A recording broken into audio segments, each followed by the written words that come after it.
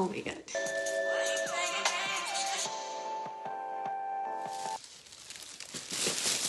So, for those of you who don't know, I'm not very much a coffee drinker. Don't know what's going on since quarantine, but I'm a new woman. So, I got this on sale, Black Friday deals, whatever, for like $100. So, that's that. Also, for my friends, I know what you're thinking. I'm way ahead of you. Reusable cups. I'm thinking about the environment.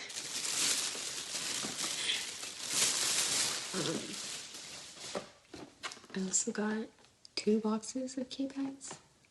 So I got this. It's made for iced coffee and then for hot coffee because, hello, what else was I gonna pick?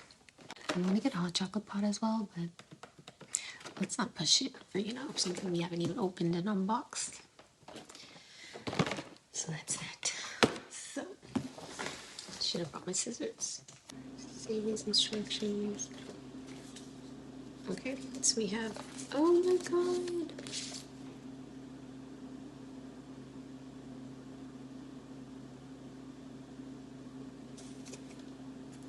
Got a coupon. Why did I rush?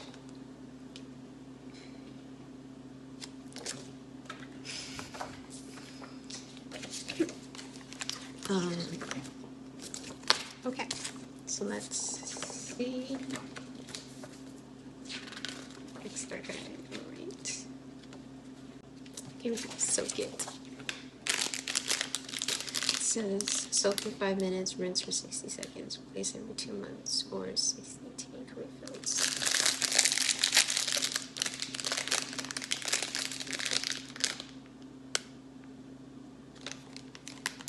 Okay.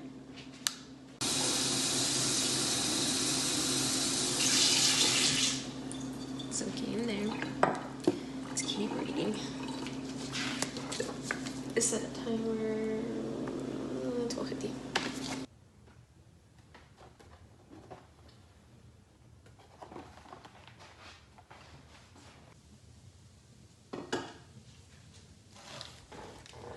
It's supposed to be a K-cup dedicated to brewer ice, but not to like all that ice. The creamer that I've been really enjoying is the maple brown sugar one by Silk. It's the oat creamer. This is really good, especially with like 1 pump of caramel. I have my caramel over there.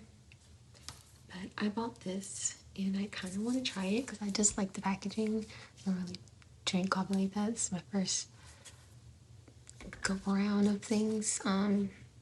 So I bought it. I don't know. Yes. Because I know it. And I really want to try this. Let's try this. Why not? And then another time we'll try the caramel with this.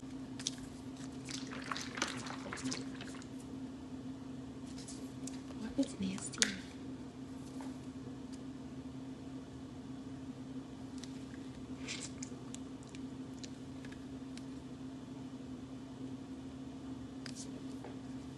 It literally tastes like ice cream.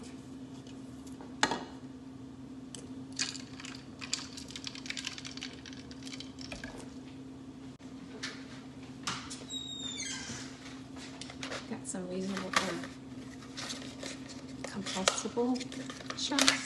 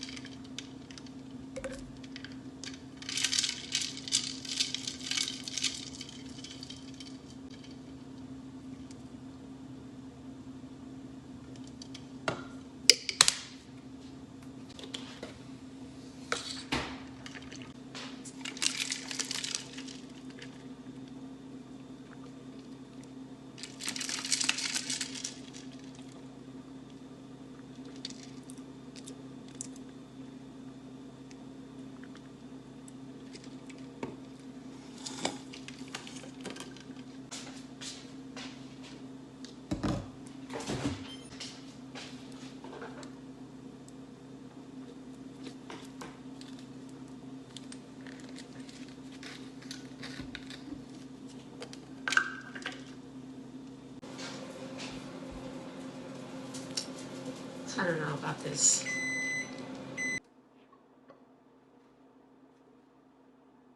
Pizza. Let's go upstairs. Back from Vegas, I guess. And I'm not so sure about this iced coffee. My bed's a mess. I've literally been rolling around in my bed because I have cramps.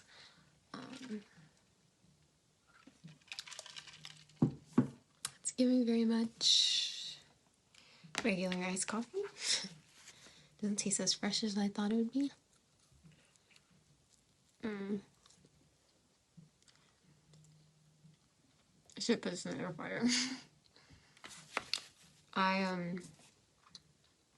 bought a pizza, like, I bought 2 pizzas, like, 4 weeks ago. I had in the freezer with frozen pizza, and I usually like to jazz it up with my own ingredients, so I'll buy like a cheese pizza, and I'll add like onions. This time I added onions and bell peppers and jalapenos or whatever vegetables I have to like help me reduce how much food I have in the fridge, because sometimes you think of one thing you want to eat has like obscure ingredients, but you can't really use it in something else. So I try to stick to, you know, ingredients that I can use repeatedly through various dishes. So I'm always like have my staple groceries that I like to go to because I'm always in use of them, like onions.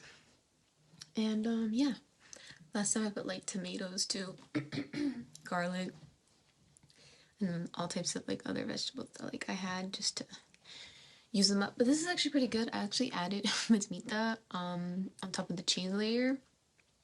It's a little spicier. And probably the one few times I would actually add ranch to help me cool it off. But I don't feel like ordering downstairs. So I kind of felt awkward downstairs trying to talk about what I was doing because like our kitchen area is very echoey, and you know the walls are pretty thin, and I don't know what everyone else is doing, so I don't want them to be listening to me just talking to myself really about my Keurig.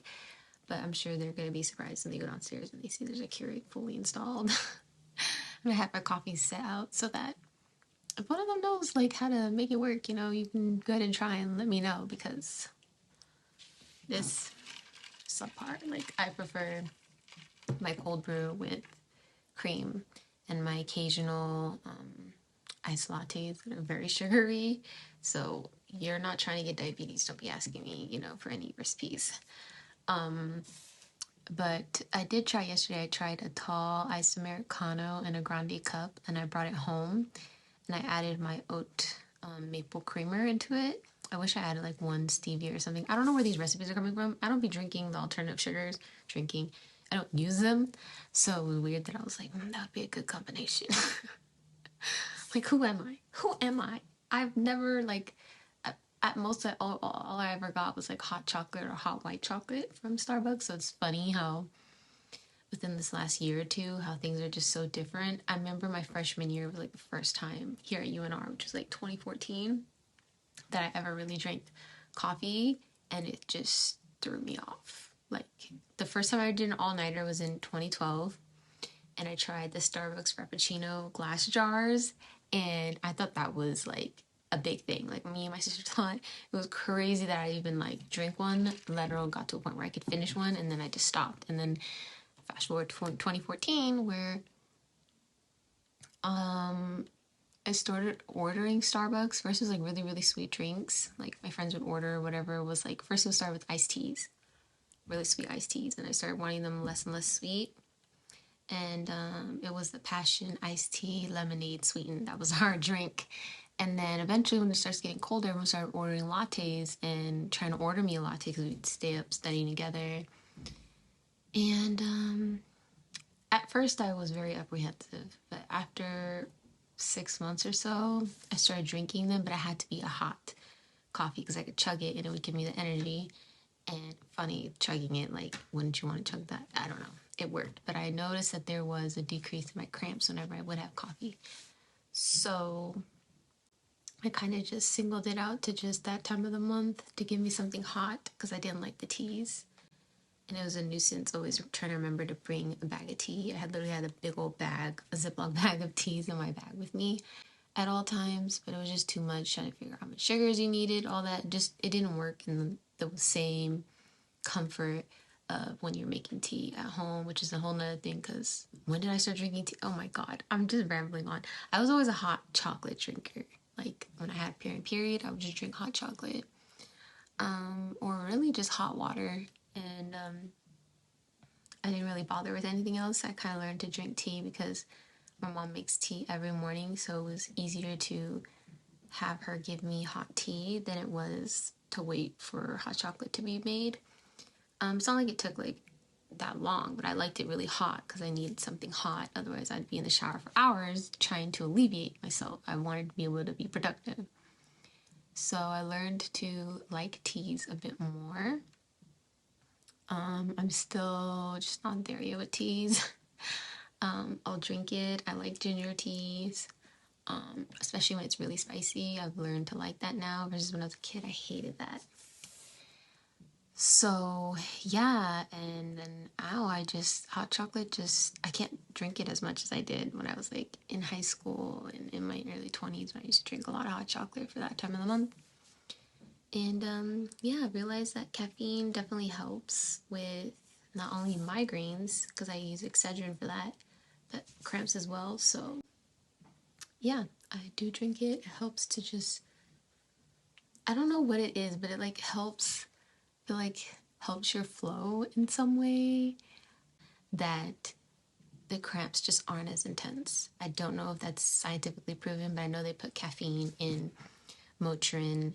I'm not Motrin, Midol and Pamperin and things like that. So that was my logic for why I started drinking coffee, because it was a higher dose and it still works. So if you are like me and you have dysmenorrhea, which is just excessively painful cramps, try that. It helps me. I literally have an industrial size container of ibuprofen. I'm over the brand names. Listen, just give me as much pills as you can give me at this point. Because usually the giant bottle of Motrin, I used to always go to Costco and get them.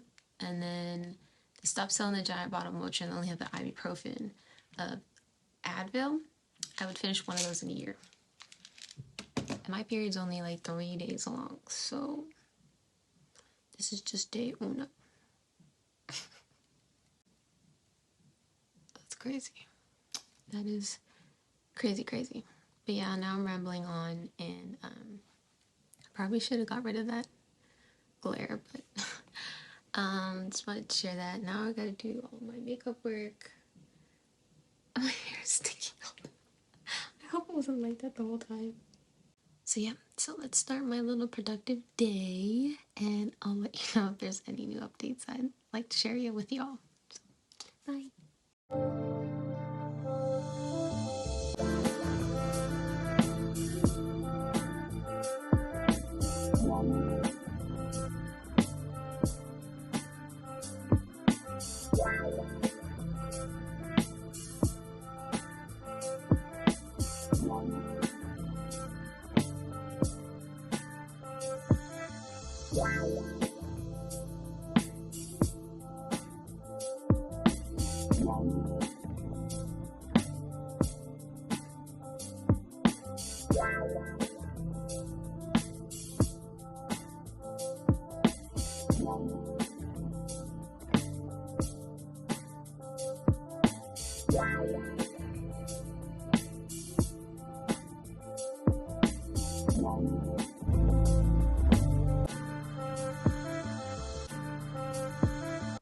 Y'all, tell me why. I always do this to myself where, as your wash and go gets old, you start picking at it. And for me, I shouldn't be doing that because I know my hair is prone to tangles. And right now, I literally ran out of hot water in my shower because of how long it took me to detangle just this bottom section of my hair. And I don't even have my deep conditioner in. I just have regular conditioner in because I knew it was gonna be a hassle, the amount of conditioner I needed to put in just to make my hair feel like there was product in it. Do you know what I mean? If you've ever been to that point where you just need to detangle so bad that it just, any conditioner you put in it, that is where I am right now. Now I've been chilling with this bag on my head and my microfiber tower for the last, I don't know, 40 minutes. trying to hope and pray the hot water comes back on. And not only that, but maybe the heat from this will help me in the detangling process that I am about to endure. But I am just stressed thinking about it because it's prolonging my ability to do other things I need to do with my day to day. Gosh, why is it so hard? I don't understand why my hair is so tangled or why it gets so tangled. And it only really gets this badly tangled when it gets long. I don't know. Maybe I'm not cutting my hair like as far up as I could in order to prevent them so it can grow and flourish better. I don't know. But maybe I'll test the hypothesis after graduation and I'll cut my hair shorter. But in the meantime, let's hope and pray that I can detangle this and we continue the process.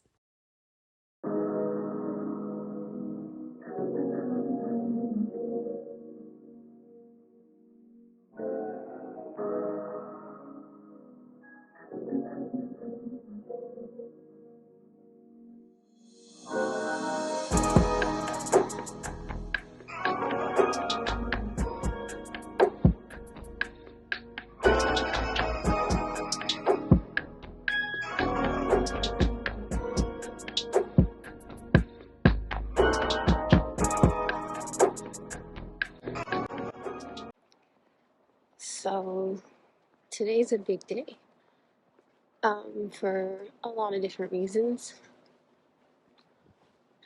I finished talking to Title IX and so appreciative Joey came with me. And a lot of my woes of what went wrong this semester, I'm working on fixing so I don't give up on graduation. It's a beautiful day. It's snowing, or it was snowing. I'm like crying. It's cold out. And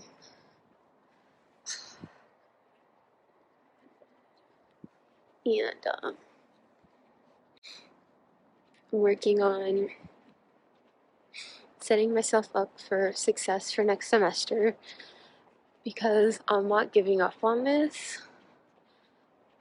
Even if it is a major, I may not be able to major a degree that I may not really be able to do much with. You for sure need like a master's or PhD to really be taken seriously in your discipline, regardless of what's going on. I'm still doing this for me. I didn't anticipate it being to take this long to get to a graduation. I mean, I had an inkling like it wasn't going to be a walk in the park, a walk in the park type of thing where I knew I was going to struggle. I know I wasn't going to have the easy road, and I've never been someone who's had it easy. There's always forks in the road for me, where it's always the lesser of two evils that you gotta pick between. But this will be a win for me in proving to myself for every time I was mocked, for every time I was belittled, or people had doubts in my capability, or even just jealous of the point that I had arrived to in comparison to where they are currently. All of it is just, it's gonna be worth it. Every time I've cried to myself and worried about being a failure, I'm just glad that I didn't get it off my chest and I didn't believe it. I didn't really let it sink in. that I'm strong because I'm made of strength, and I wouldn't be blessed with so many opportunities to continue and press through to challenge myself even more than the previous attempt. And for people to see it in me that I'm worthy of a second chance or an opportunity in the first place, just to give an opportunity. And it's confirming when you see people who only get a sliver of your life, even if it is just an academic setting. I feel like as a student, the best thing you can do for yourself is to listen and to not give up. When you listen, you're actively listening. It's not like just the activity of hearing things, but to engage with what information you're being given. That's actively listening. And some of these people won't have me for another class, but to receive compliments about small things you have done or the impact you may have, they don't know that, you're hurting and what you're fighting through to